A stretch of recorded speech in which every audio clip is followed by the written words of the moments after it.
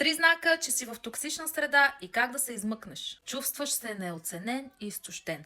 Независимо колко даваш, никога не е достатъчно. И вместо подкрепа получаваш винаги критика. Номер 2. Постоянно те саботират. Когато се опитваш да се развиеш, получаваш винаги подигравки и опити да те саботират.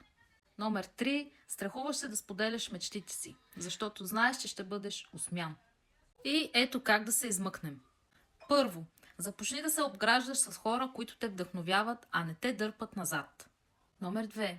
Избери среда, в която трудът ти се цени, а успехът ти се поощрява. Номер 3. Вземи живота си в ръце и направи промяна. Има възможности, които чакат да ги грабнеш. Аз направих точно това с LR Health and Beauty. Вече съм част от общност, която ме мотивира, а не ме ограничава. Ако и ти искаш да избягаш от токсичността и да изграждаш бъдещето си със свободата, която заслужаваш, пиши ми.